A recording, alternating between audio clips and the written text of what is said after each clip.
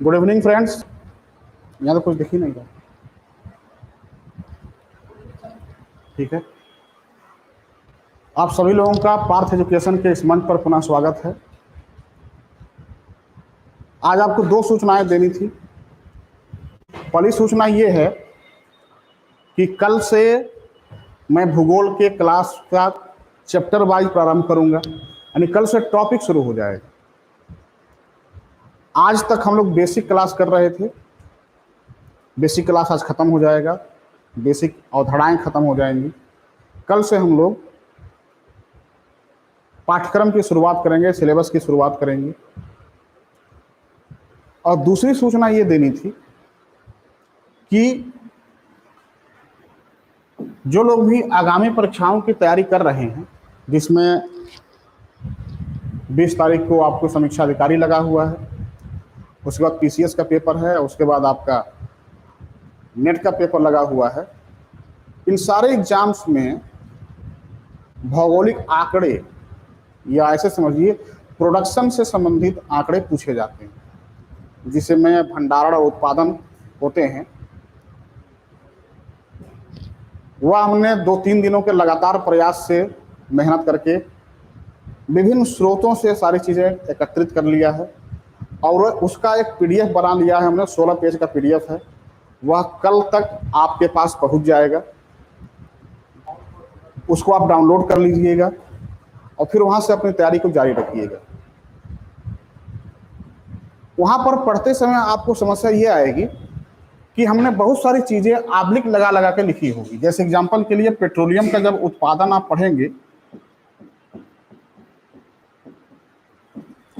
Petroleum उत्पादन में प्रथम, द्वितीय और तृतीय स्थान पर जब आप पढ़ेंगे तो वहां पर ऐसा लिखा होगा सऊदी अरब आब्लिक यूएसए नंबर 1 पर। तभी हमारे एक बहुत ही अच्छे छात्र हैं और मित्र भी हैं, अनंत सिंह ने कमेंट किया था यूट्यूब पर कि सर ये पता नहीं चल पा रहा है कि इसमें कौन नया वाला है, कौन पुराना वाला है। तो मैं आपको बता दूं कि आब्लिक के बाद वाली चीजें, जहां जहां भी आब्लिक लगी होगी, आब्लिक की बाद वाली चीजें करंट हैं, नई हैं, वह 19-20 के आंकड़े हैं। और आब्लिक के पहले वाली, यानी आब्लिक की बाद वाली ये हो गई, और आब्लिक के पहले वाली जो चीजें होगी वह क्या हो जाएंगी, पुराना आंकड़ा हो जाएगा, 1 साल पुराना आंकड़ा। कहीं कहीं 3 आब्लिक लगा होगा, एक आब्लिक और लिख कर लगा करके यहाँ पर कुछ लिखा होगा, तो फिर ये नया हो जाएगा। ठीक है, तो इसको जरा ध्यान रखना है आपको कि मेरी आदत यह है कि मैं पुराना और नया दोनों आंकड़ा आपको देता हूं, ताकि कभी कभी एग्जाम में पुराने आंकड़े भी पूछ लिए जाते हैं जहां से सवाल बनते हैं। तो उद्देश्य ये होता है कि दोनों सवाल आपके सही हों। ठीक है, तो इसीलिए इस तरीके का बुकलेट में लिखा गया है। ठीक है, इस चीज को अपने मित्रों तक ज्यादा से ज्यादा फैलाइए ताकि उनको पढ़ने में दिक्कत ना हो। जो पत्रिका आपके पास जाएगी पीडीएफ के फॉर्म में, उनको पढ़ने में दिक्कत ना हो और आसानी से वो तैयार कर लें। ठीक है, यह पत्रिका अभी अगर आप आज तुरंत देखना चाहते हैं तो मेरे चैनल पीआरजी एकेडमी पर यह उपलब्ध है। जब पीआरजी एकेडमी का आप यूट्यूब में डालेंगे तो वहां पर हमने इसको डाउनलोड कर दिया है। आज कल में पार्थ एजुकेशन में डाउनलोड हो जाएगी। ठीक है, क्लियर? तो पीआरजी एकेडमी पर जा करके बुकलेट ले सकते हैं, देख सकते हैं, पीडीएफ डाउनलोड हो चुका है। आइए आज हम लोग टॉपिक शुरू करते हैं।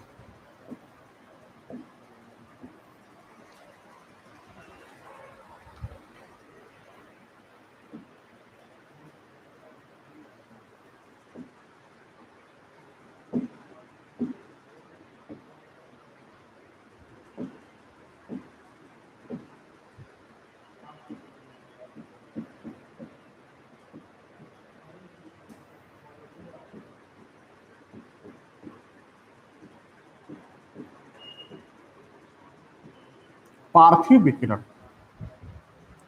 Terrestrial radiation. पार्थिव विकिरण, टेरेस्ट्रियल रेडिएशन। ठीक है, बहुत ही इंपॉर्टेंट कंसेप्ट है और लगभग सभी एग्जाम में ये पूछा जाता है। मैं आज आपको पार्थिव विकिरण भी बताऊंगा और पार्थिव विकिरण का अप्लाइड पार्ट भी बताऊंगा। दोनों से सवाल पूछे जाते हैं। जब तक आप पार्थिव विकिरण और इसका अप्लाइड पार्ट नहीं जानेंगे तब तक ये आपका सही सवाल आप नहीं कर पाइएगा। इसलिए ध्यान रखिएगा, पार्थिव विकिरण कहते किसे हैं? कोई बताएगा पार्थिव विकिरण, टेरेस्ट्रियल रेडिएशन आप लोगों में से?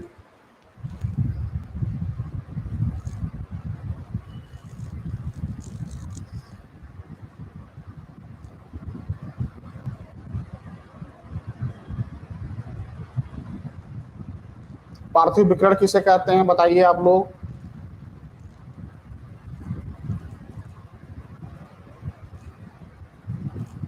धरातल से परावर्तन,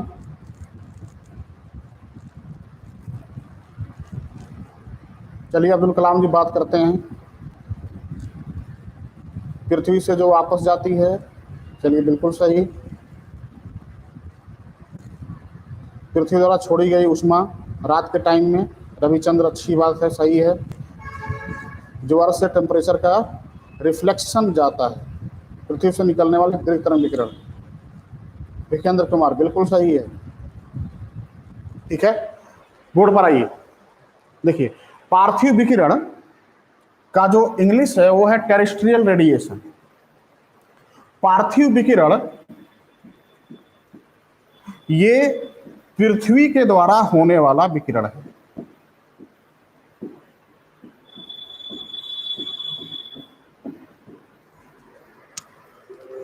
पृथ्वी के द्वारा होने वाला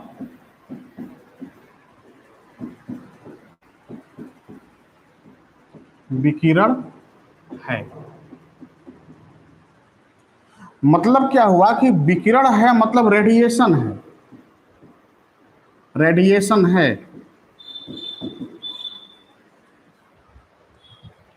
अगर पृथ्वी के द्वारा होने वाला विकिरण है तो सीधा सा कंसेप्ट है कि दिन के समय तो ये नहीं होगा। दिन के समय इसलिए नहीं होगा कि पूरे दिन जब सूर्योदय हो जाता है तो पूरे दिन पृथ्वी को सूर्यातप की प्राप्ति होती रहती है। तो जब तक सूर्यातप की प्राप्ति होती रहेगी तब तक पृथ्वी तो गर्म होती रहेगी ना, तो फिर ये उष्मा का निष्कासन कैसे करेगी? तो दिन के समय पृथ्वी के द्वारा जो निष्कासन होगा वह दिन के समय नहीं होगा। तब कब होगा? रात के समय होगा। तो आप क्या कहेंगे? पृथ्वी के द्वारा रात्रि के समय, रात्रि के समय, अब जब पृथ्वी रात के समय उष्मा का निष्कासन करती है तो वह शॉर्ट वेव रेडिएशन के रूप में नहीं होता, लॉन्ग वेव रेडिएशन के रूप में होता है, दीर्घ तरंग विकिरण के रूप में होता है। सूर्य से आने वाली किरणें शॉर्ट वेव रेडिएशन है और पृथ्वी के दान की ओर से जाने वाली किरणें लॉन्ग वेव रेडिएशन है। फिर से रिपीट कर रहा हूं, ध्यान समझिएगा। जो वस्तु गर्म होगी, जिसका तापमान ज्यादा होगा, वह उष्मा का निष्कासन शॉर्ट वेव रेडिएशन के रूप में करती है, और जो पदार्थ या जो वस्तु ठंडी होती है वह उष्मा का निष्कासन लॉन्ग वेव रेडिएशन में करती है।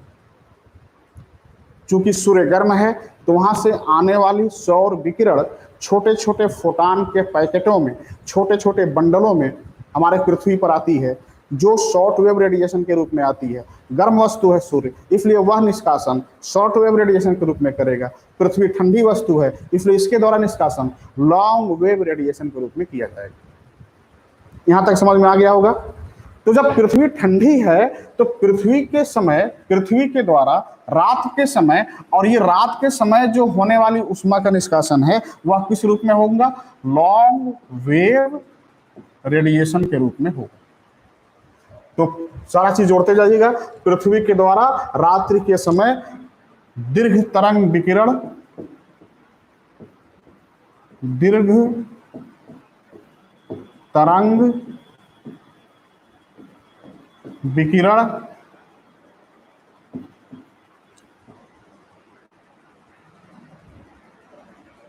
दीर्घ तरंग विकिरण के द्वारा।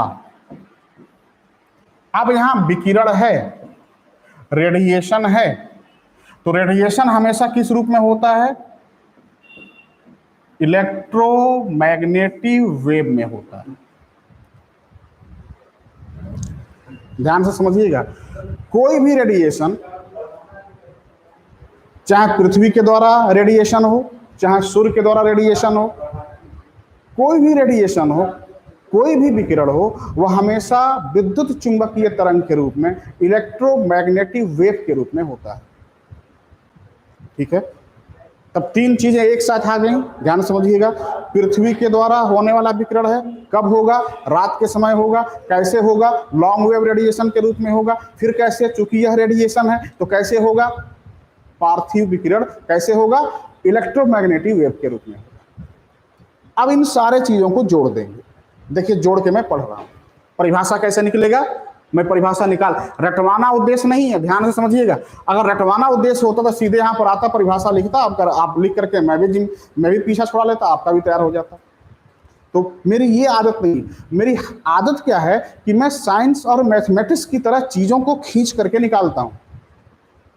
तो पार्थिव विकिरण, टेरेस्ट्रियल रेडिएशन को जब हम ऐसे समझिए कि ड्राइव करते हैं, जैसे फार्मूला हम लोग निकालते हैं, तो पार्थिव विकिरण की जब हम लोग एनालिसिस करते हैं तो ये परिभाषा क्या निकलता है, ध्यान समझिएगा। जोड़ते जाएंगे। क्या जोड़ेंगे हम लोग?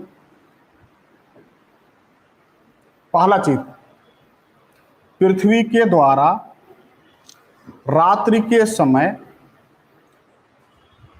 दीर्घ तरंग विकिरण के रूप में, या दीर्घ तरंग विकिरण के द्वारा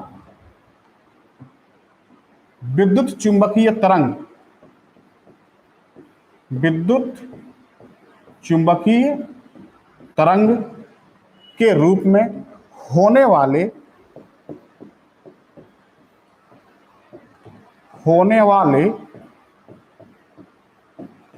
ऊष्मा के निष्कासन को पार्थिव विकिरण कहते हैं।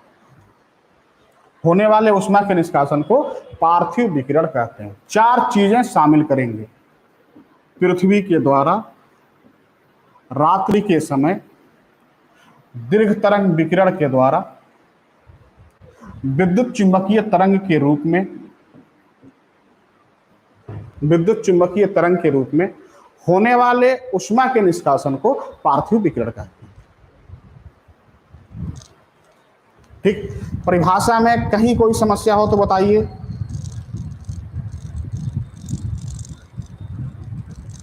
ठीक है करिश्मा जी, नोट कर लीजिए। तो परिभाषा रटिएगा मत, परिभाषा बनाइएगा। ठीक है, मैंने कहा था ना कि भूगोल कैसे पढ़ा जाता है, आप मेरे साथ 4-5 दिन का सफर तय करिए।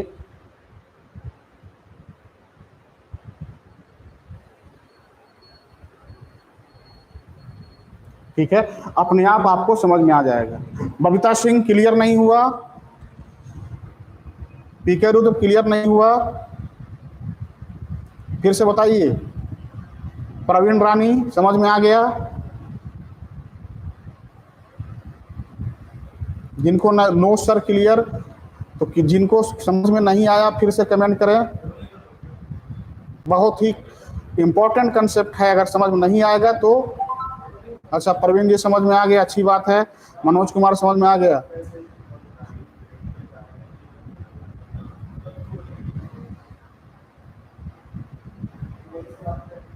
रामजार यादव, बहुत अच्छी बात है भाई।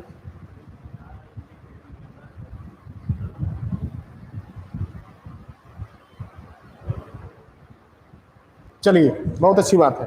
फिर से रिपीट कर रहा हूं, पार्थिव विकिरण पृथ्वी के द्वारा होने वाला विकिरण। तो पृथ्वी के द्वारा जो रेडिएशन है, पृथ्वी के द्वारा निकाली गई ऊष्मा है, पृथ्वी के द्वारा भेजी गई ऊष्मा है, तो पृथ्वी दिन में तो वापस भेजेगी नहीं। कब भेजेगी? रात में। तो पहला चीज, पृथ्वी के द्वारा रात्रि के समय। अब इन तीसरे नंबर को और चौथे नंबर को समझ लीजिए, समझ जाइए कि पार्थिव विकिरण का परिभाषा निकल गई। पृथ्वी के द्वारा रात्रि के समय गर्म वस्तु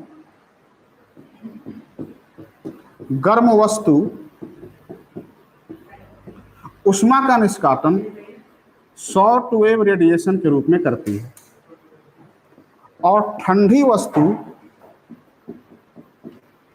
ऊष्मा का निष्कासन लॉन्ग वेव रेडिएशन के रूप में उठती है। गर्म वस्तु का मतलब सूर्य और ठंडी वस्तु का मतलब पृथ्वी। ठीक, तो जब पृथ्वी उष्मा का निष्कासन करेगी तो लॉन्ग वेव रेडिएशन के रूप में करेगी। अब यहां पर लॉन्ग वेव रेडिएशन हमने लिख दिया, पृथ्वी के द्वारा रात्रि के समय लॉन्ग वेव रेडिएशन के रूप में, लॉन्ग वेव रेडिएशन के द्वारा। अब चूंकि यह रेडिएशन है, विकिरण है, तो कोई भी विकिरण, कोई भी रेडिएशन, चाहे शॉर्ट वेव हो चाहे लॉन्ग वेव हो, कोई भी रेडिएशन इलेक्ट्रोमैग्नेटिक वेव में होता है। तो इस EMW को हमने यहां लिख दिया। ठीक है, निकल गया परिभाषा। पृथ्वी के द्वारा रात्रि के समय दीर्घ तरंग विकिरण के द्वारा विद्युत चुंबकीय तरंग के रूप में होने वाले उष्मा के निष्कासन को पार्थिव विकिरण कहते हैं। ठीक है, अब हम लोगों को इसके अप्लाइड पार्ट पर चर्चा करना। अब देखिएगा जरा,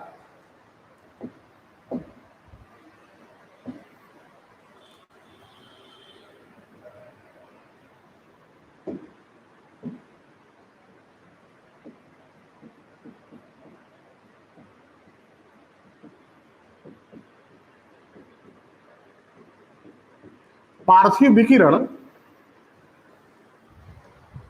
को कौन कौन से कारक प्रभावित करते हैं। ठीक है, इस पर थोड़ा सा विचार करते हैं। ठीक है, विचार करिए।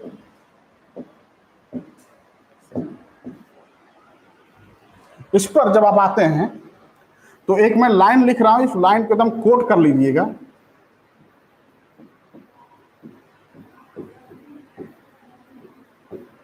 वायुमंडल में उपस्थित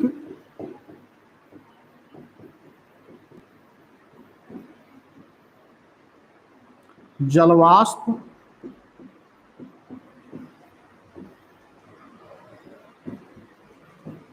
तथा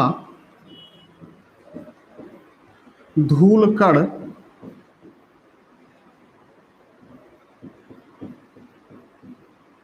सौर किरण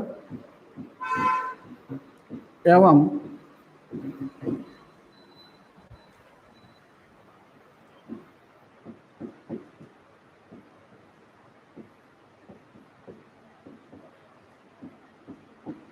पार्थिव विकिरण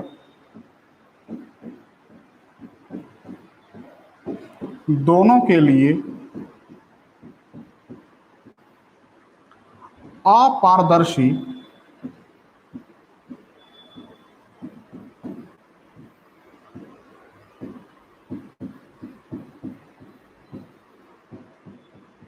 होते हैं, किंतु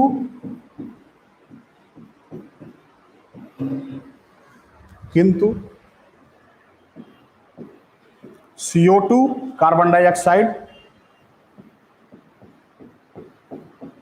सौर किरण को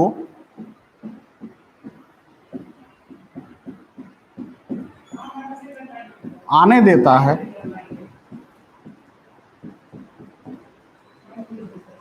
लेकिन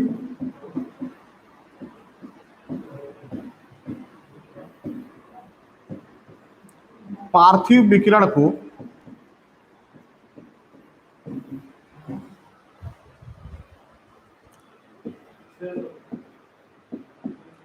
बाह्य अंतरिक्ष में जाने से रोकता है।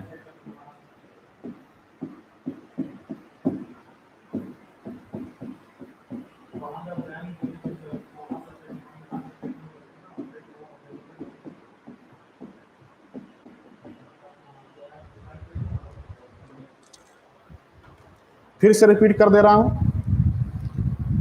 आप इसका स्क्रीनशॉट ले लीजिए।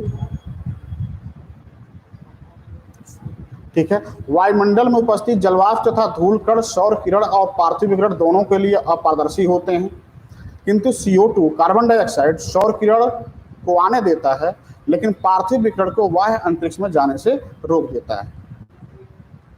ठीक है, अब जरा समझिएगा, जो चीज आपने यहां लिखा है, ठीक इस चीज को हम आपको समझा रहे हैं। अब उसके बाद देखिए होता क्या है। ठीक है,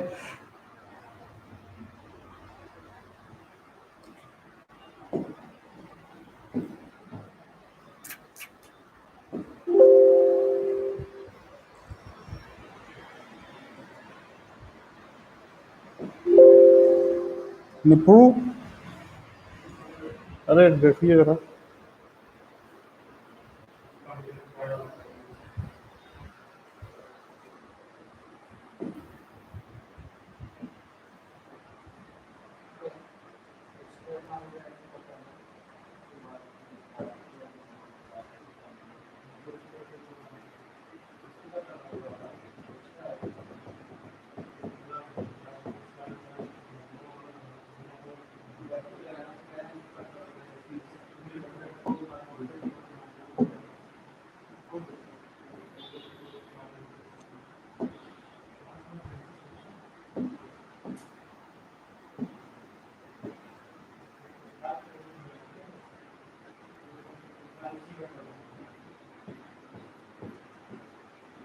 ये जलवाष्प है,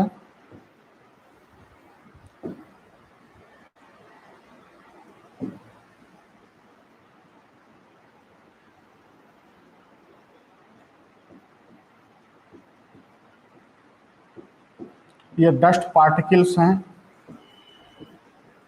धूल कण हैं,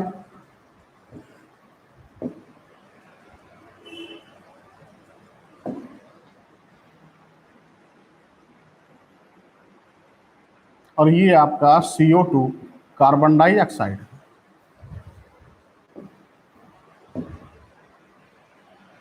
और नीचे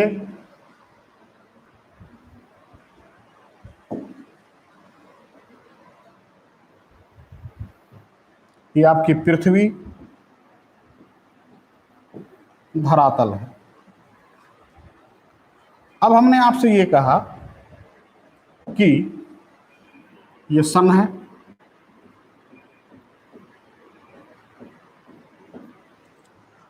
जो हमने लिखा है उसको ध्यान से समझिए। हमने कहा है कि वायुमंडल में उपस्थित जलवाष्प तथा धूलकण सौर किरण को भी रोक देते हैं, किंतु पार्थिव विकिरण को जलवाष्प तथा धूलकण सौर किरण और पार्थिव विकिरण दोनों के लिए अपारदर्शी होते हैं। फिगर समझ में आ रहा है? सूर्य से आने वाली किरणों को जलवाष्प और धूलकण दोनों ही रोकते हैं, और नीचे पृथ्वी से जो ऊपर की तरफ एनर्जी जा रही है वह भी जलवाष्प और धूलकणों से रोक लिया जाता है। ठीक, तो पहला लाइन क्लियर हो गया कि वायुमंडल में उपस्थित जलवाष्प तथा धूलकण सौर किरण और पार्थिव विकिरण दोनों को रोक देते हैं, किंतु कार्बन डाइऑक्साइड सौर किरण को पृथ्वी के सतह पर आने देती है, नहीं रोकती। जबकि पार्थिव विकिरण को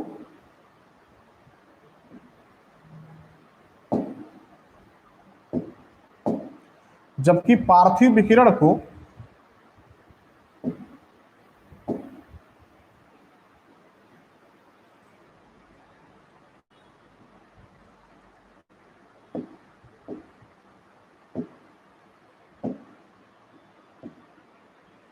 क्या हो रहा है भाई?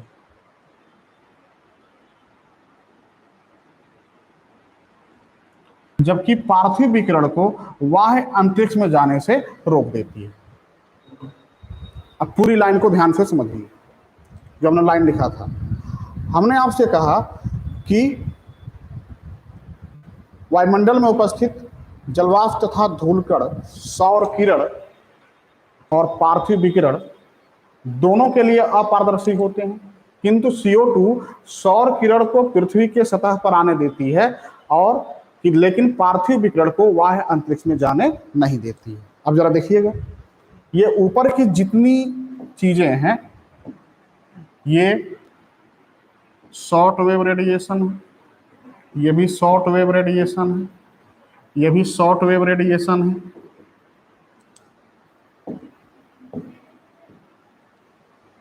यहां पर भी शॉर्ट वेव रेडिएशन है, सॉरी लॉन्ग वेव रेडिएशन हो जाएगा। ये लॉन्ग वेव रेडिएशन है, यह भी लॉन्ग वेव रेडिएशन है, यह भी लॉन्ग वेव रेडिएशन है, ठीक है, और ऊपर से ये शॉर्ट वेव रेडिएशन आ रहा है, ठीक है। यहाँ इतना दूर से आपको सफर तय करा के लाने का उद्देश्य बस एक ही है, ठीक है, कि आप मुझे मेरे प्रश्नों का उत्तर दें और सही उत्तर दें, मेरा उद्देश्य यही है। अब इसमें जरा देखिएगा, आप मुझे ये बताइए, LWR का मतलब लॉन्ग वेव रेडिएशन, ठीक। अब यहां पर देखिए, ये सब पार्थिव विकिरण है, नीले वाले सब पार्थिव विकिरण है। फिर से रिपीट कर रहा हूं, ऊपर का जो लाइन हमने लिखा था उसमें आपको ने बताया था कि वायुमंडल में उपस्थित जलवाष्प तथा धूलकण सौर किरण को भी रोक देती है और पार्थिव विकिरण पृथ्वी से ऊपर जाने वाली किरणों को भी रोक देती है, लेकिन CO2 सौर किरण को पृथ्वी के सतह पर आने देती है, लेकिन पार्थिव विकिरण को बाह्य अंतरिक्ष में जाने से रोकती है। अब आप मुझे ये बताइए कि प्रकृति ने हमको इतना बढ़िया वायुमंडल दिया, लेकिन हमने उस वायुमंडल में क्या क्या भेजा? जलवाष्प लगातार भेजते जा रहे हैं। विश्व के सभी महासागरों से वाष्पीकरण की प्रक्रिया हो रही है, तो वायुमंडल में जलवाष्प जा रहा है, ठीक। भूकंप, ज्वालामुखी, माइनिंग, खदानों से, हर जगहों से डस्ट पार्टिकल वायुमंडल में जा रहे हैं। जो हम गाड़ी चलाते हैं, परिवहन के साधनों से डस्ट पार्टिकल वायुमंडल में जा रहे हैं, ठीक है। और साथ ही साथ हमारे औद्योगिक इकाइयों से, परिवहन से, और जो हम जैविक ईंधन उपयोग करते हैं उसके द्वारा भी वायुमंडल में CO2 को हम लगातार भेजते जा रहे हैं, ठीक है। अब आप मुझे ये बताइए, पार्थिव विकिरण को तो ये तीनों रोक रहे हैं ना, जलवाष्प भी रोक रहा है, डस्ट पार्टिकल भी रोक रहे हैं, CO2 भी रोक रहे हैं। अब अगला सवाल अगर आप आपसे पूछें कि अगर दिन के समय पृथ्वी को जिस मात्रा 100% अगर दिन के समय पृथ्वी को ऊर्जा की प्राप्ति होती है, तो यह पूरी की पूरी 100% अगर वापस चली जाती तो पृथ्वी का अपना तापमान स्थिर रहता। यानी मान लीजिए मेरे को ले लीजिए, मुझे जितना तापमान मिला मैंने वह पूरा का पूरा निष्कासन कर दिया, तो मेरा जो अपना बॉडी का टेम्परेचर था वह क्या था? स्थिर रहेगा। लेकिन अगर मुझे किसी ने तापमान दिया और मैं उसमें से 1-1 डिग्री रोज बचाते चला जाऊं, रखते चला जाऊं, तो एक समय आएगा कि मेरे बॉडी का टेम्परेचर बहुत ज़्यादा हो जाएगा। तो मेरे बॉडी का टेम्परेचर तभी स्थिर रह सकता है जब जिस मात्रा में मुझे तापमान की प्राप्ति हो रही है उसी मात्रा में मैं इसे निष्कासन भी कर दूं। ठीक यही चीज पृथ्वी पर भी लागू होती है, ठीक है। ठीक यही चीज पृथ्वी पर भी लागू होती है। पृथ्वी का अपना तापमान 15.5 डिग्री सेंटीग्रेड पर स्थिर है। यह तभी संभव है जब पृथ्वी को जिस मात्रा में सौर ऊर्जा की प्राप्ति हो रही है पृथ्वी उसी मात्रा में सौर ऊर्जा को निष्कासित भी कर दे। लेकिन अगर हम बीच में छतरी लगा देंगे तो पृथ्वी का यह जो निष्कासन हो रहा है वह रोक लिया जाता है, वह अंतरिक्ष में नहीं जाता, और इस तरीके से पृथ्वी का तापमान बढ़ते जाता है, ठीक है। ये छतरी है, छाता लगा हुआ है। किसने लगाया? मानव ने छाता लगा दिया। किसका किसका छाता लगा दिया? जलवाष्प का लगा दिया, डस्ट पार्टिकल का लगा दिया, CO2 का छाता लगा दिया, और भी बहुत सारी ग्रीन हाउस गैसें हैं, हरित गृह गैसें हैं, जिसको हम लोग वायुमंडल में लगातार भेज भेज करके छाता बना दे रहे हैं। और पृथ्वी जब रात में उष्मा का निष्कासन करती है तो वह उष्मा वह अंतरिक्ष में नहीं जा पाता। इस तरीके से पहले वायुमंडल गर्म हो रहा है और धीरे धीरे पृथ्वी का तापमान बढ़ते जा रहा है। मतलब क्या हुआ कि इसी को जलवायु परिवर्तन या मौसमी संकट के नाम से जानते हैं, मौसमी परिवर्तन के नाम से जानते हैं, जलवायु संकट के नाम से जानते हैं, ठीक है। तो मैं आपको ग्लोबल वार्मिंग नहीं पढ़ा रहा हूं, वैश्विक तापन नहीं पढ़ा रहा हूं, ठीक। अब स्वाभाविक सा प्रश्न है कि हर आयोग के द्वारा यह सवाल पूछा जाता है कि वैश्विक तापन के लिए प्रमुख रूप से जिम्मेदार गैस कौन सी है। अब आप जाकर किताब पढ़िएगा, उसमें सबसे ज्यादा योगदान वैश्विक तापन में जलवाष्प का है। परसेंटेज के हिसाब से सबसे ज्यादा योगदान किसका है? जलवाष्प का है, 46% से भी ऊपर। और उसके बाद जाकर के कार्बन डाइऑक्साइड का है।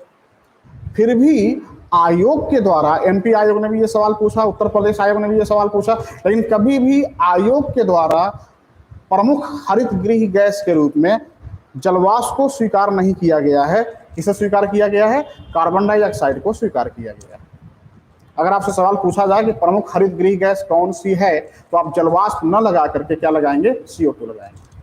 हालांकि ये तीनों हरित गृह गैसों के रूप में, डस्ट पार्टिकल भी हरित गृह गैस उत्पन्न करता है, ठीक है, मीथेन है, ओजोन है, ठीक है, CFC गैसें हैं, ठीक है, ये सारी आगे हम पर्यावरण भूगोल में आपको सब पढ़ाएंगे, ठीक है। लेकिन मुझे आपको ये बताना है कि जलवाष्प हरित गृह प्रभाव उत्पन्न करने में ज्यादा योगदान देने के बावजूद भी CO2 को ही प्रमुख हरित गृह गैस क्यों माना गया, इसके पीछे कारण सुन लीजिएगा। ये है चूंकि जलवाष्प या वाष्पीकरण प्रकृति के अनुसार होने वाली प्रक्रिया है, ये नेचुरल फेनामेना है, प्राकृतिक कारक है, ठीक है, यह प्रकृति के अनुसार होने वाली प्रक्रिया है, इसलिए हम जलवाष्प को प्रमुख हरित गृह गैस के रूप में स्वीकार नहीं करेंगे, ठीक है। चलिए मान लेते हैं हम कपड़ा नहीं धोएंगे, कपड़ा छत पर नहीं सुखाएंगे, ठीक है, नहाएंगे नहीं, कुछ भी काम ऐसा नहीं करेंगे जिससे मानव के द्वारा वाष्पीकरण हो। 71% भूभाग पर महासागर पाए जाते हैं। क्या आप बताइए कि इन महासागरों से वाष्पीकरण हम और आप रोक पाएंगे? नहीं रोक पाएंगे। तो महासागरों से तो वाष्पीकरण होगा ना, तो महासागरों से होने वाला वाष्पीकरण एक नेचुरल फेनोमेना है, नेचुरल प्राकृतिक घटना है। तो चूंकि प्रकृति के द्वारा ये चीजें हो रही हैं, इसलिए हम मानवों का इसमें योगदान नहीं है। प्रकृति तो पहले ही इसने कहा था कि हाँ 71% से वाष्पीकरण होगा, लेकिन प्रकृति ने हमको कार्बन डाइऑक्साइड की एक निश्चित मात्रा दिया था 0.003, ठीक है, और कहा था कि इसमें छेड़छाड़ मत करना, इसमें अगर परिवर्तन कर दोगे तो तापमान बढ़ जाएगा पृथ्वी का, ठीक है। लेकिन मानव ने क्या किया, ठीक है, अपने लग्जरियस लाइफ को जीने के चक्कर में, ठीक है, कार्बन डाइऑक्साइड की निश्चित मात्रा को लगातार हम बढ़ाते जा रहे हैं। और फिर कार्बन डाइऑक्साइड करता क्या है, बहुत बढ़िया आने तो देता है, ठीक भैया गर्म हो जाओ, लेकिन ठंडा नहीं होने देंगे। गजब का कंसेप्ट है, गर्म खूब करता है, गर्म करते जाता है, करते जाता है, करते जाता है, लेकिन कहता है हाँ रात में ठंडा नहीं होने देंगे। तो हो जाओ गर्म, क्या करना है, ठीक है, हो गए हैं, सारा का सारा गर्म हो गया। अब देखते रोड पर देखिए, थोड़े थोड़े बातों पर लोग विवाद कर लेते हैं। ट्रेन में सफर करिए, लोग इतने गर्म बैठते हैं कि सीट मांग लीजिए, वहां लोग गर्म हो जाते हैं। यानी हमेशा लोग गर्मे हुए बैठे हर जगह, ठीक है। ठंडा पहले के लोग कितना कूल रहा करते थे, कितना ठंडा रहा करते थे, ठीक है, ठीक। मतलब क्या हुआ, ये सब कार्बन डाइऑक्साइड का असर, ठीक है। मतलब क्या हुआ कि हमने कार्बन डाइऑक्साइड की मात्रा क्या कर दिया है, बढ़ा दिया है, ठीक है। कुल मिलाकर के निष्कर्ष ये निकालना है कि मुझे आपको ग्लोबल वार्मिंग नहीं पढ़ाना है, आगे चल के पढ़ाऊंगा, बहुत बड़ा कंसेप्ट है ये। मैं आपसे सवाल जो पूछूंगा ये बताइएगा कि पहला सवाल हमारा ये है, सवाल आपसे कि पार्थिव विकिरण के लिए अनुकूल दशाओं में सबसे महत्वपूर्ण अनुकूल दशा क्या है। पहली अनुकूल दशा, बेहतर पार्थिव विकिरण कैसे होगा।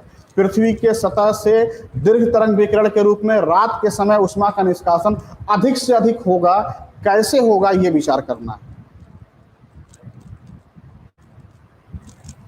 पृथ्वी के सतह से रात के समय अधिक से अधिक उष्मा का निष्कासन कैसे हो, पहली शर्त क्या होनी चाहिए, फिगर देख करके बताइए। बिल्कुल लंबी रात, फिर अभी यहां बताइए, ठीक। चलिए पहली चीज आप कह रहे हैं क्या कि चूंकि पार्थिव विकिरण रात में होने वाली प्रक्रिया है, रात्रि की समय होने वाली प्रक्रिया है, तो लंबी रातें अगर होंगी तो पार्थिव विकिरण के लिए बहुत ज्यादा समय मिल जाएगा, ठीक। तो लंबी रातें कब होती हैं, शीत ऋतु में, है ना, 5 बजे अंधेरा, 6 बजे और अंधेरा, और 7 बजते बजते तो रजाई में घुस जाते हैं, ठीक है। और उसके बाद फिर करवटें बदलते रहते हैं सारी रात भर, है कि नहीं, ठीक है। क्यों, 7 बजे ही जब रजाई में घुस जाएंगे तो सोचिए जरा कितनी लंबी रात हो जाएगी, और सुबह 8 बजे तक सूरज नहीं निकलता है, ठीक। तो मतलब क्या हुआ कि रातें अगर लंबी हो तो पार्थिव विकिरण क्या हो जाएगा, बढ़ जाएगा। तो पहली शर्त है रातें लंबी हों, कब की रातें लंबी होती हैं? तो शीतकालीन रातें लंबी होती हैं। तो एक लाइन में लिखेंगे शीतकालीन लंबी रातों का होना जरूरी है। दूसरा आप क्या कहेंगे कि वायुमंडल में जलवाष्प नहीं होना चाहिए। वायुमंडल में जलवाष्प नहीं होना चाहिए, ठीक है। वायुमंडल में जलवाष्प नहीं होना चाहिए, यानी वायुमंडल में आर्द्रता नहीं होनी चाहिए, वायुमंडल में ह्यूमिडिटी नहीं होनी चाहिए। कहने का तात्पर्य यह हो गया कि वायुमंडल शुष्क होना चाहिए।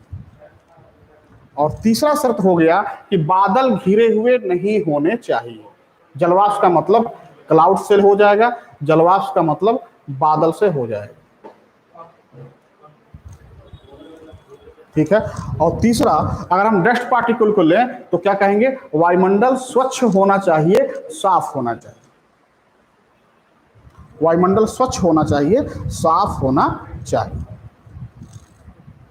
समझ में आ रही होंगी चीजें? तो पहली चीज ध्यान समझिएगा, पहली चीज शीतकालीन लंबी रातें। दूसरी चीज वायुमंडल में जलवाष्प नहीं होना चाहिए, यानी वायुमंडल आर्द्र नहीं होना चाहिए, अर्थात वायुमंडल शुष्क होना चाहिए, वायु शुष्क होनी चाहिए। तीसरी चीज वायुमंडल स्वच्छ होनी चाहिए। और चौथी चीज आकाश में बादल घिरे हुए नहीं होने चाहिए। ये चार शर्तें हैं जो पार्थिव विकिरण के दर को इंक्रीज करती हैं। जितना बेहतर पार्थिव विकिरण होगा उतना ही बेहतर क्या हो जाएगा? आपका सतह का तापमान कम हो जाएगा, ठीक। अब हम लोग आ जाते हैं, एक इसी से मिलता जुलता हुआ कंसेप्ट है, ठीक है, आपतन का कोण, एंगल ऑफ इंसिडेंस पर। इस पर भी चर्चा करना बहुत जरूरी है।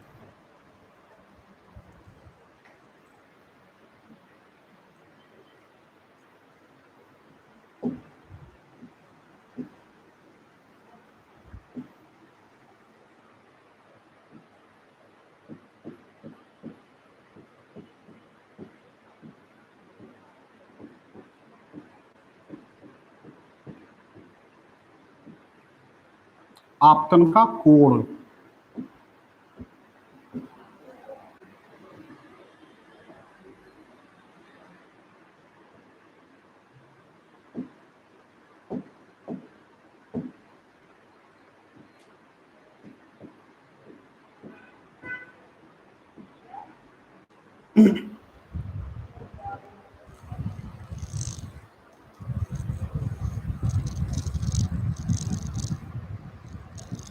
बसंत जी इलाहाबाद में ही है, ठीक है।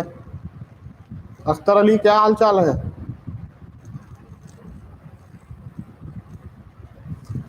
शुभम वर्मा लिख रहे हैं पृथ्वी के अक्षांश और सूर्य के वितरण के मध्य के कोण को आपतन कोण, बिल्कुल सही लिख रहे हैं। अभी एक लोग हमसे सवाल पूछे थे कि सर एल्बिडो और पार्थिव विकिरण में क्या डिफरेंस है। कल हमने आपसे कहा था कि देखिए एल्बिडो परावर्तिता है और पार्थिव विकिरण निष्कासन है, दोनों का अंतर समझिएगा। एल्बिडो दो कंसेप्ट को मिलकर के बना था, अवशोषण और परावर्तन दोनों का मिला जुला स्वरूप है एल्बिडो। एल्बिडो में दोनों चीजें एक साथ होती हैं, कुछ परावर्तित हो जाती हैं तो बची हुई अवशोषित हो जाती है, और जो बची हुई अवशोषित होती हैं वही पृथ्वी के तापमान को बढ़ाती हैं या सतह के तापमान को बढ़ाती हैं। और पार्थिव विकिरण में अवशोषण का कंसेप्ट नहीं है, पार्थिव विकिरण में निष्कासन का कंसेप्ट लागू होता है, ठीक है। तो दोनों में डिफरेंस है, दोनों अलग अलग विचारधाराएं हैं, दोनों अलग अलग कंसेप्ट हैं, ठीक। अब यहां पर आइए, आपतन का कोण, एंगल ऑफ इंसिडेंस या आपतन का कोण किसे कहते हैं, समझिएगा जरा। ये हमारी पृथ्वी है या ग्लोब है, ये विषुवत रेखा है, 0 डिग्री अक्षांश रेखा है। विषुवत रेखा से जैसे जैसे आप उच्च अक्षांश की ओर जाते हैं अर्थात ध्रुवों की ओर जाते हैं,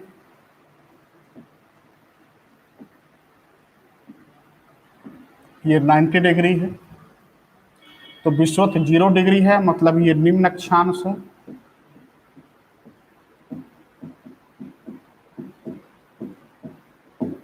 और ये 90 डिग्री है का मतलब ये उच्च अक्षांश है।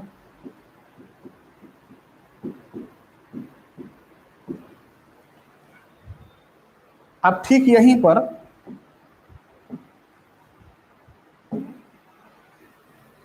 ये हमारी सन की स्थिति जरा समझिएगा।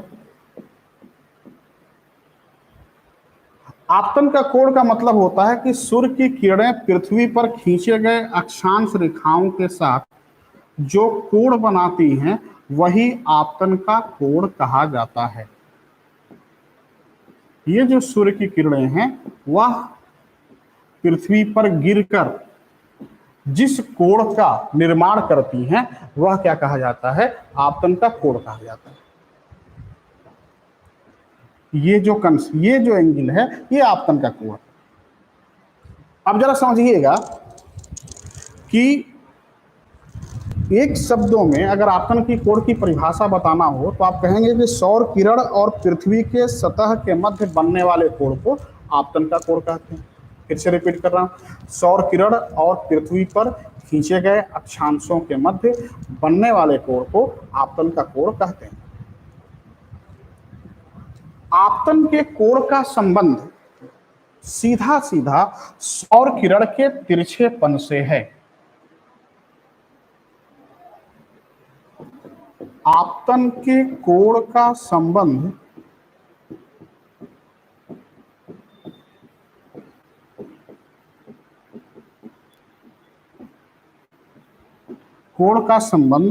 सौर किरण के तिरछेपन से है।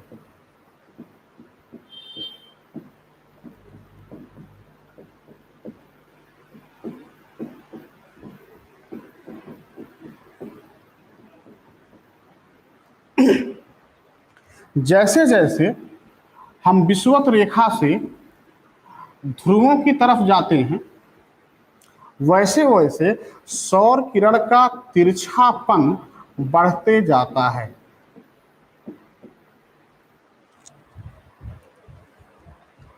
जैसे जैसे हम विषुवत रेखा से ध्रुवों की तरफ जाते हैं सौर किरण का तिरछापन बढ़ते जाता है।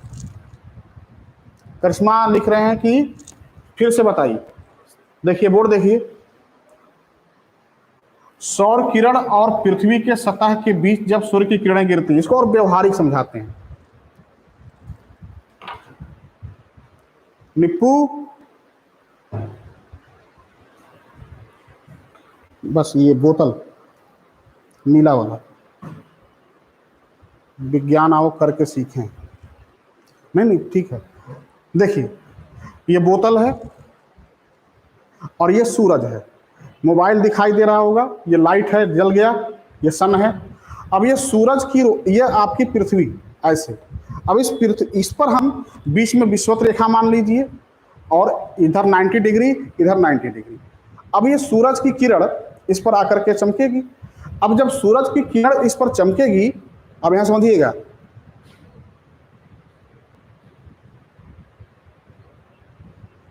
ठीक है। कहने का मतलब ये हुआ कि जब सूर्य की किरणें बोतल के दोनों किनारों पर जाएंगी तो तिरछी होती जाएंगी यहां से ऐसे, और विषुवत रेखा पर बिल्कुल लंबवत पड़ेंगी।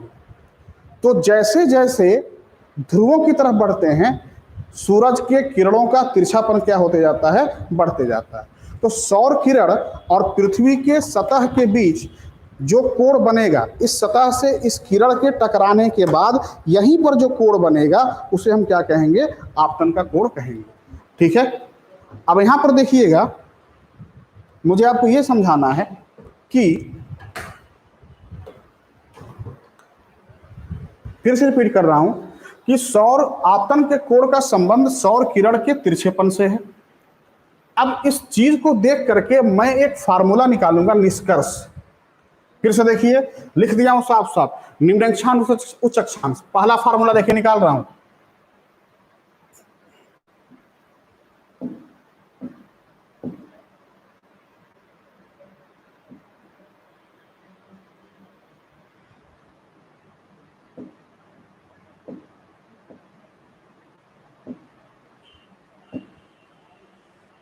पहला फार्मूला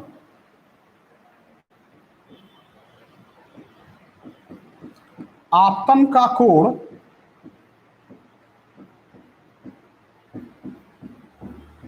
इज प्रोपोर्शनल टू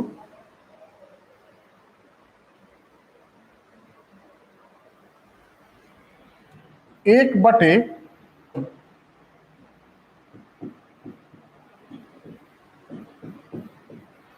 अक्षांशीय स्थिति।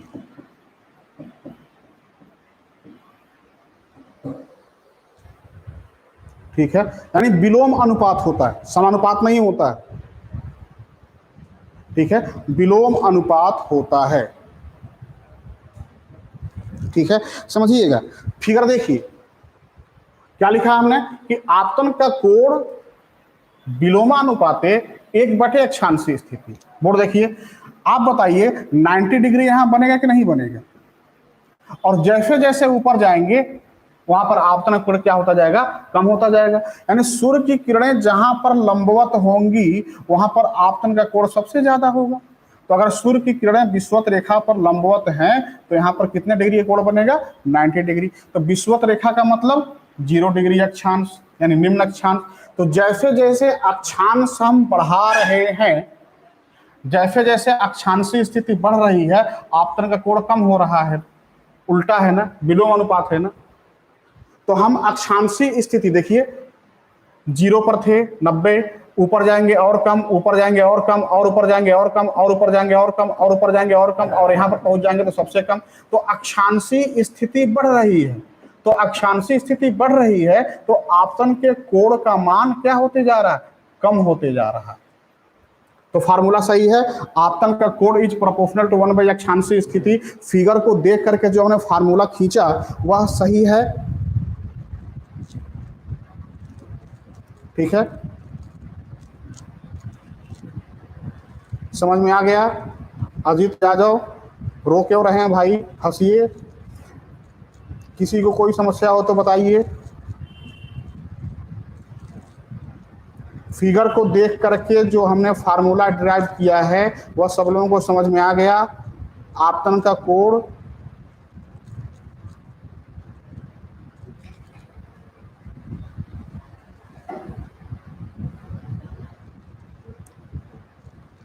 समिराज मेहरोत्रा को समझ में नहीं आया, मनीष जी को समझ में नहीं आया, मुरली वर्मा को समझ में नहीं आया। चलिए, बाकी लोगों को समझ में आ गया। 3 लोगों को जो समझ में नहीं आया है आप लोग जरा यहां विचार करिए। पहले ये समझ में आया कि नहीं आया कि सौर किरण और पृथ्वी के बीच जो अक्षांश हैं यही आपतन का कोण है। अब आप मुझे बताइए, ये जो 0 डिग्री है ये कम अक्षांश है कि ज्यादा अक्षांश है? तो आप कहेंगे कम अक्षांश है। तो कम अक्षांश पर 90 डिग्री है आपतन का कोण, ज्यादा हो रहा है ना। तो कम अक्षांश पर 90 डिग्री आपतन का कोण हो रहा है, तो ज्यादा हो रहा है ना। तो अक्षांशीय स्थिति कम तो आपतन का कोण ज्यादा। अब यहां देखिए, अक्षांशीय स्थिति बढ़ा रहे हैं, 0 किया, 10 किया, 20 किया, 30 किया, 60 किया, 65 किया, 90 किया। जैसे जैसे अक्षांशीय स्थिति बढ़ाएंगे आपतन का कोण कम होते जा रहा है ना। तो ये बढ़ रहा है और ये कम हो रहा है, दोनों में विलोम अनुपात नहीं है। ये बढ़ रहा है और ये क्या होते जा रहा है? कम होते जा रहा है। सूर्य की किरणें तिरछी होती जा रही हैं। ठीक है, तो समझ में आ गया। तो आपतन के कोण को बढ़ाएंगे और नीचे से अक्षांशीय स्थिति को जैसे जैसे बढ़ाएंगे आपतन कोण क्या होते जाएगा? घटता जाएगा। समझ में आ गया होगा? चलिए, अब दूसरा फार्मूला मैं निकाल रहा हूं, फिगर देख के निकालूंगा। फिगर देखिएगा, दूसरा फार्मूला ये निकलेगा कि आपतन का कोण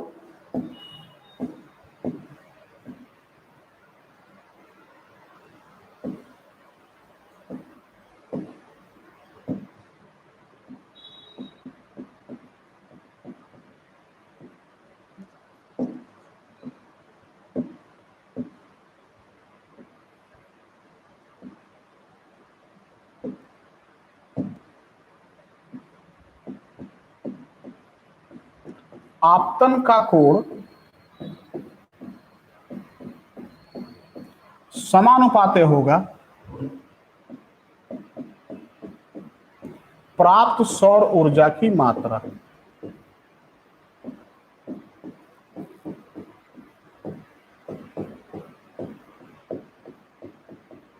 और यह समानुपाते होगा तापमान की। सबसे पहले तो फिगर देखिए, और भूगोल को जो मैं गणित की तरीके से पढ़ा रहा हूँ, विज्ञान की तरीके से पढ़ा रहा हूँ, उसको समझने की कोशिश करिए, दिमाग लगाइए। ठीक है, कमेंट को लिखने के पहले दिमाग लगा के समझिए कि जहां पर जिस अक्षांश रेखा पर आपतन का कोण जितना ज्यादा प्राप्त होगा, आपतन कोण जितना ज्यादा बनेगा, प्राप्त सौर ऊर्जा की मात्रा उतनी ज्यादा होगी कि नहीं होगी। अगर विषुवत रेखा पर 90 डिग्री आपतन का कोण है तो यहां पर सौर ऊर्जा की प्राप्ति क्या होगी, ज्यादा होगी। जैसे जैसे ऊपर जाएंगे आपतन का कोण कम होते जाएगा, सौर ऊर्जा की प्राप्ति कम होती जाएगी। फिर से रिपीट कर रहा हूं, विषुवत रेखा पर आपतन का कोण 90 डिग्री है तो सौर ऊर्जा की प्राप्ति क्या होगी, ज्यादा होगी। जैसे जैसे उच्च अक्षांश की तरफ जाएंगे, अक्षांशीय स्थिति बढ़ रही है, आपतन का कोण घट रहा है, मतलब सौर ऊर्जा की प्राप्ति कम होगी। आपतन का कोण डायरेक्टली प्रोपोर्शनल होता है सौर ऊर्जा की प्राप्ति से। यही कारण है कि विषुवत रेखा पर आपतन का कोण सबसे ज्यादा होने की वजह से, यानी सूर्य की किरणें लंबवत गिरती हैं, इस वजह से सूर्यातप की प्राप्ति ज्यादा होती है। इसी वजह से यहाँ का तापमान ज्यादा होता है, और जहां पर सौर ऊर्जा की प्राप्ति ज्यादा होगी वहां का टेम्परेचर भी क्या हो जाएगा, ज्यादा हो जाएगा। यहां तक कोई समस्या? ठीक है, ठीक, क्या निष्कर्ष निकला? अब मैं जो बोल रहा हूं उसको ध्यान से समझिएगा, निष्कर्ष समझिए। यही कारण है कि, ध्यान समझिएगा, विषुवत रेखा से ध्रुवों की तरफ जाने पर या निम्न अक्षांश से उच्च अक्षांश की तरफ जाने पर आपतन के कोण में कमी आती है, या उच्च अक्षांश से विषुवत रेखा की ओर आने पर आपतन के कोण में क्रमशः वृद्धि होती है। यदि विषुवत रेखा से ध्रुवों की तरफ जाने पर आपतन के कोण में क्रमशः कमी आती है, तब प्राप्त सौर ऊर्जा की मात्रा में भी क्रमशः क्या हो जाएगी, कमी आ जाएगी। और इसीलिए विषुवत रेखा से ध्रुवों की तरफ जाने पर, विषुवत रेखा से ध्रुवों की तरफ जाने पर तापमान में भी क्रमशः कमी आती है। फिर से रिपीट कर रहा हूं, विषुवत रेखा से ध्रुवों की तरफ जाने पर आपतन के कोण में क्रमशः कमी आती है, इसलिए विषुवत रेखा से ध्रुवों की तरफ जाने पर, निम्न अक्षांश से उच्च अक्षांश की तरफ जाने पर प्राप्त सौर ऊर्जा की मात्रा में भी क्रमशः कमी आती है, इसीलिए तापमान में भी क्रमशः कमी आती है। अब समझिए आपतन के कोण का संबंध कितना बढ़िया तरीके से आगे आपको दिखाई देगा, जरा समझिएगा।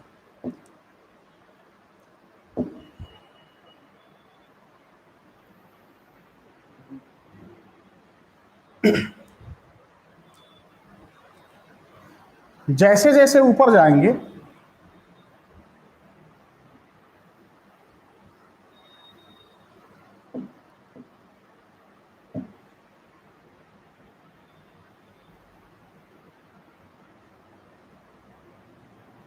Zero degree, 10 degree, 10 degree, 30 degree, 30 degree,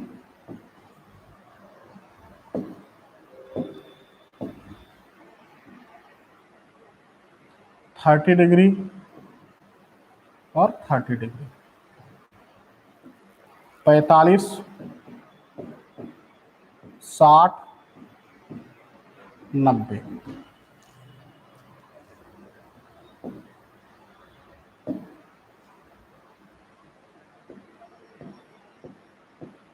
ये 0 से 10 उष्णकटिबंधी सदाबहार वन,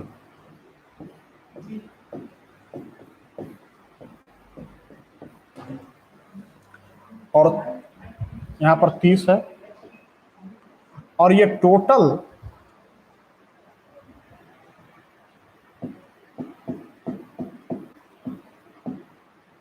उष्णकटिबंधी वन, किंतु यहां पर्णपाती वन, जिसे आप मानसूनी वन भी कहते हैं। 2 साल में अपनी ये वृक्ष अपनी पत्तियां को गिरा देते हैं। तो 0 से 10 में तो सदाबहार होंगे। ठीक है, पहले इसको खत्म कर लें।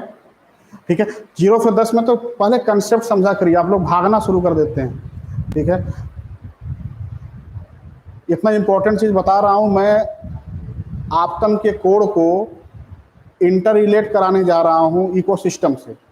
क्या जरूरत है इंटर रिलेट कराने का, आपतन कोड खत्म हो गया, चाहूं तो यहीं खत्म कर दूं, यहीं क्लास एंड करके और दूसरी क्लास शुरू कर दूं।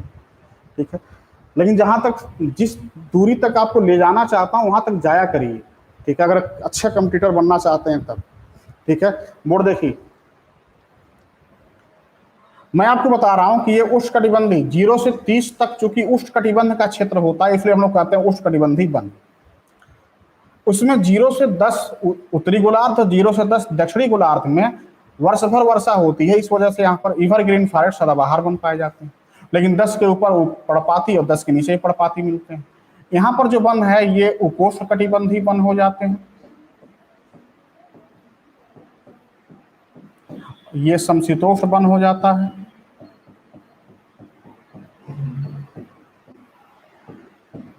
और ये टाइगा हो जाता है, और यहाँ पर 90 डिग्री पर टुंड्रा वन हो जाते हैं।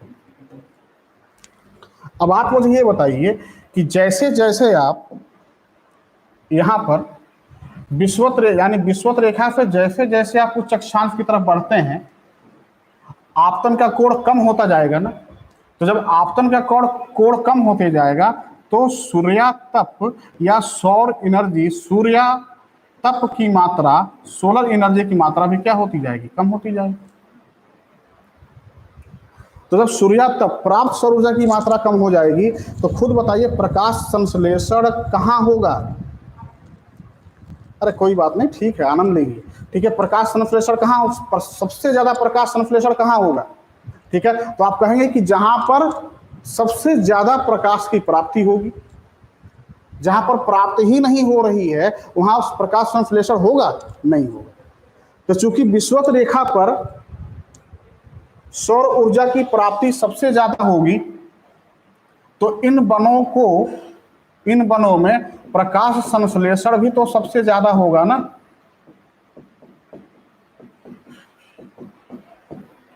ठीक है, तो फोटोसिंथेसिस की जो क्रिया है, प्रकाश संश्लेषण की जो क्रिया है, वह कहां पर सबसे ज्यादा होगा, विषुवत रेखी वनों में सबसे ज्यादा होगा। और जैसे जैसे ऊपर जा देंगे हैं प्रकाश संश्लेषण की क्रिया क्या होती जाएगी, कम होती जाएगी। अब जहां पर प्रकाश संश्लेषण की क्रिया ज्यादा होगी वहां पर वनों की सघनता भी ज्यादा होगी, वनों की मात्रा भी ज्यादा होगी, वनों की मोटाई भी ज्यादा होगी, वृक्षों की मोटाई ज्यादा होगी। ध्यान में समझिएगा, बहुत बारीक चीज मैं आपको बता रहा हूं। प्रकाश संश्लेषण की क्रिया में वनस्पतियां सोलर एनर्जी को एब्जॉर्ब करके अपने शरीर के मोटाई को, अपने तनों की मोटाई को, अपने टहनियों को, अपने पत्तियों की मोटाई को बढ़ाती हैं, यानी जैव मास इकट्ठा करती हैं, बायोमास इकट्ठा करती हैं, कार्बनिक पदार्थों के भार को बढ़ाती हैं। बहुत ही बारीक चीज है, ध्यान से समझिएगा। मतलब क्या हुआ कि जहां पर प्रकाश संश्लेषण की क्रिया ज्यादा होगी उन वनस्पतियों की सघनता भी ज्यादा होगी, उनकी जैव विविधता भी ज्यादा होगी, और उन वनों की पारिस्थितिकी उत्पादकता, इकोलॉजिकल प्रोडक्टिविटी भी ज्यादा होती है। क्यों होगी? प्रोडक्टिविटी का मतलब हुआ कि प्रकाश संश्लेषण की क्रिया से प्राप्त होने वाली ऊर्जा, एनर्जी, जिसको वनस्पतियां बायोमास के रूप में संचित करके रखती हैं। अब कोई वनस्पति इतनी पतली है, इसके पास बायोमास एनर्जी कितनी है, छोटा सा ही होगा ना, जलाइएगा तुरंत खत्म हो जाएगा। अगर कोई वनस्पति इतनी मोटी है, मतलब सोचिए उसने कितना प्रकाश संश्लेषण किया होगा, और प्रकाश संश्लेषण करने के बाद वह कितना बायोमास एनर्जी, कितना बायोमास इकट्ठा करके रखी है, कितना कार्बनिक पदार्थों का भार इकट्ठा करके रखी है। मतलब कहने का ये हुआ कि जहां भी प्रकाश संश्लेषण क्रिया ज्यादा होगी वह वनस्पतियां उतनी ही ज्यादा मोटी होंगी, फैलेंगी, फलेंगी, फूलेंगी, उनका जैव विविधता, जैव भार, पारिस्थितिकी उत्पादकता भी ज्यादा होगा, और उन वनस्पतियों का बायोमास भी ज्यादा होगा। इसीलिए विषुवत रेखी क्षेत्रों में मिलने वाली वनस्पतियों का बायोमास ज्यादा होता है। ठीक है, लेकिन जैसे जैसे आप गोलार्धों में जाएंगे, उत्तरी और दक्षिणी गोलार्ध की तरफ बढ़ते हैं, इन वनस्पतियों की सघनता कम होती जाती है। क्यों? क्योंकि तापमान कम हो रहा है। तापमान क्यों कम हो रहा है? क्योंकि आपतन का कोण कम हो रहा है। आपतन के कोण के कम होने से क्या होता है? सौर ऊर्जा की प्राप्ति कम हो रही है। ठीक है, और इस वजह से इन वनस्पतियों की विरलता भी क्या होती है? बढ़ती जाती है। ठीक है, यहां तक कोई भी समस्या हो टॉपिक में तो आप मुझे बताइए, मैं आगे भी इस पर चर्चा करूंगा। ठीक है, जैसा कि मैंने बताया था कि अभी आपके क्लास में जो next class question paper discussion वाला क्लास है, ठीक है, आज थोड़ा मेरे गले में समस्या है, हल्का हल्का दर्द कर रहा है, तो मैं नेक्स्ट क्लास को भी आज नहीं लूँगा क्योंकि उसमें बहुत ज़्यादा बोलना पड़ता है। आज थोड़ा सा गैप करके कल के क्लास में मैं क्वेश्चन पेपर विशुद्ध रूप से डिस्कशन करूँगा। पहले पढ़ाऊँगा, फिर क्वेश्चन पेपर का डिस्कशन करूँगा। ठीक है, तो कल से टॉपिक शुरू होगा, आपका समुद्र विज्ञान का पहला टॉपिक शुरू हो जाएगा। ठीक है, संस्थान की तरफ से मुझे कहा गया है कि आप लोगों से कहा दे कि जो लोग भी भूगोल के क्लास को करने के लिए इच्छुक हैं वो अपना एडमिशन की प्रक्रिया पूरा कर लीजिए। ठीक है, ताकि आगे की चीज़ें और बेहतर तरीके से हों। ठीक, आज के लिए बस इतना ही। ठीक, कोई समस्या होती है आप अपना कमेंट, ठीक है, कमेंट बॉक्स में छोड़ दीजिएगा। ठीक है, उच्चावच वगैरह सब पढ़ाएंगे, टेंशन ना लीजिए, बस आप पढ़िए। ठीक है, देखते हैं आप कितना पढ़ पाते हैं। मेरे बारे में लोगों से, मुझसे मत पूछा करिए, मेरे बारे में बाहर मार्केट में पूछ लिया करिए। ठीक है, ठीक, चलिए, जय हिंद, गुड नाइट।